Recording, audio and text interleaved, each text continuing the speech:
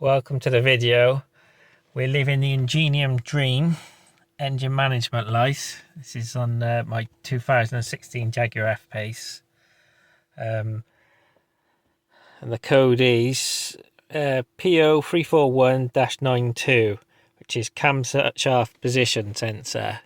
And that usually means timing chain. So the timing chain, I did it myself about 20,000 miles ago. So I wonder what's gone wrong. There's no real symptoms. The only thing is slightly longer cranking time. So I'll just fire it up now. I probably won't do it because it's warm, but oh, there you go. That was a bit longer than usual.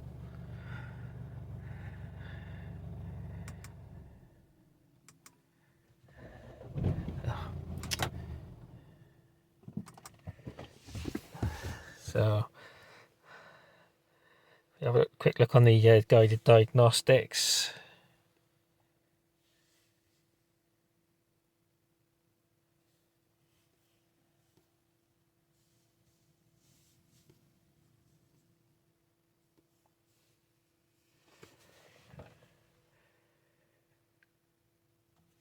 So it's got starts with difficulty.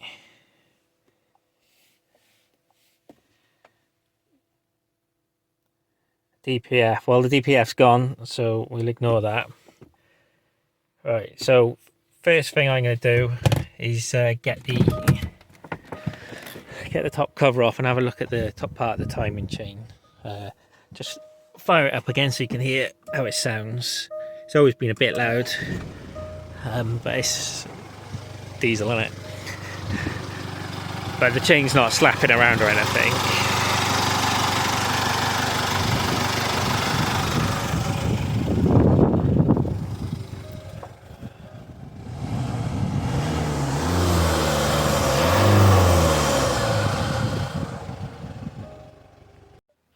So I got the timing cover off on the rear. The chain all looks fine. The tensioner does push in. I'll insert a little clip of that. But it's not. It's how it should be, really, from what I've seen, because they use oil pressure to push out. So initially I thought, oh, that's a problem, but everything's tight. There's no slack. So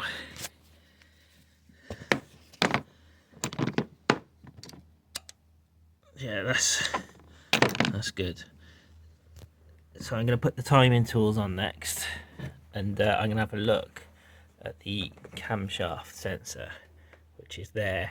I have seen a thing online that the reluctor on the camshaft can move. So maybe if that's slightly out of position, then that would cause this code. Right, so I've turned the engine over by hand so I can get for the timing tools to fit in place on the cams. So with them in there, if you look down,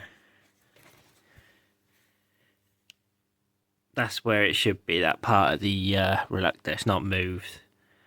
So the issue, I think, is that wheel's pressed on and it can rotate on the cam. That's what some people have said they've had, but that's not the case here because that's central, which is where it should be. But I have spotted something.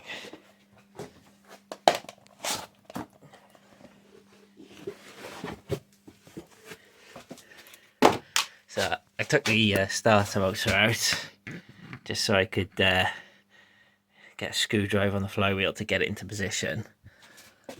And so then I've taken out the crank sensor. I've just got my my camera in there, and if you look at it there, that should have a notch on it, but it hasn't. But if we push the camera down,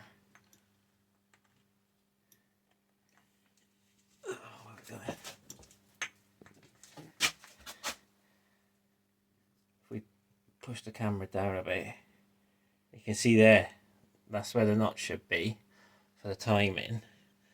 So it looks like we're a little bit out of time, which would make sense for that code. So everything looks alright on the top chain from what I can see. So I think next step now is I'm going to pull this box off and have a look at the lower chain, and I'll just replace the chains now. Something must have happened, so we'll find out soon. So the gearbox is off now. I'm just looking at a workshop manual, and I got a feeling the last bit where I was saying about the timing being off, I might be wrong.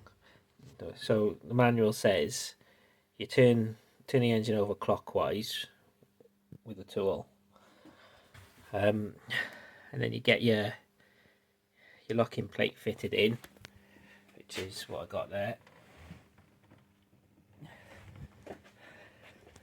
And then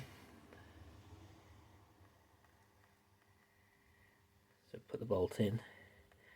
Then it says you turn it anti-clockwise. So when I turn it anti-clockwise, it's probably going to put the timing mark where it should be. So it just must run maybe with that crank sensor one slightly off. I don't know. Because I could put this top timing tool in and have that crank sensor lined up as well. Yeah, it was a bit forced to get that plate in at the top, but they did all line up. So I'm not really sure what's going on here. So I'll just do as it says. All the chains are tight, so when I go anti-clockwise, I think it'll slacken them off. So then I'll see if we have got some play in the chains.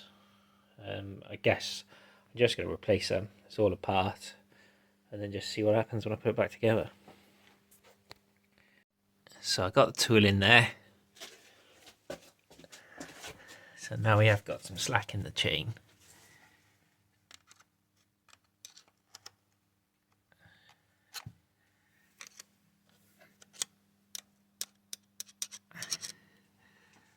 So, I mean, you're supposed to when you wind it back. So it's not a surprise. So I don't really know if I'm going to find an issue here, but I'm just going to change them. So I'll compare the lengths on the new chains and the old chains and see. Alright, so I got the chains off. Doesn't look too bad. You've got a bit of wear on the guides. It's not bad. The worst is this eating into the plastic a bit. Focus.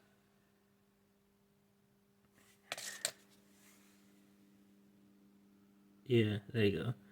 So it's eating in. I don't know why. But yeah, there's no smoking gun really. There's nothing like it's gonna say, oh, you've obviously got a timing problem. One thing I have noticed, which I'll change, is on the sprocket there. This is that ties the two chains together. Got a bit of play in that. I don't know how much is normal, but I think it sounds fine when you spin it. But just a little bit of movement. I think I'll get the kit that's got a new one of those in it. I've also noticed they got rubber on them now, which apparently will make it quieter, so I'll upgrade that. So I bought a replacement chain kit. I've gone with FAI. There's not many manufacturers that make kits for these. It's either unbranded Chinese, FAI, BGA or Genuine, and I didn't really want to fork out for Genuine. I got a feeling I might get rid of this car at some point soon. So I've gone with FAI, just comparing the chains. So on the left is the old chains. Now it's possibly slightly longer, both of them. I'd say a little bit. That's the top chain. I'd say that one's probably more difference than this one, but I guess it's only going to be a small amount, possibly trigger that code. So I mean, it looks good. I'd be disappointed if they're exactly the same length. So yeah, I'm quietly confident this chain kit should fix it. So that's the chains all sorted now. Fingers crossed this does it. So it's all back together, so I'll fire it up and see what it sounds like.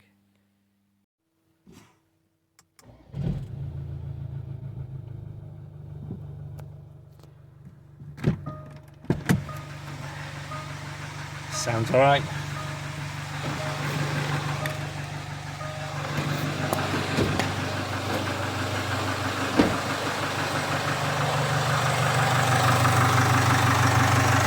I think that's quieter than it was before. So I'd have to take it on a proper drive and see if I get that code come back. Right, so it's been a week, done 300 miles on it, and there's been no engine codes. So I'm pretty sure it's all good now. So it's a relief. Let's have a look. Yeah, 269 miles. So I got a glow plug out, so that's why it's a little bit jittery when it starts up. But it sounds way better than it ever did before. So that chain is knocking for a while. So thanks for watching, and hopefully there'll never be another video on this car on this channel. Bye.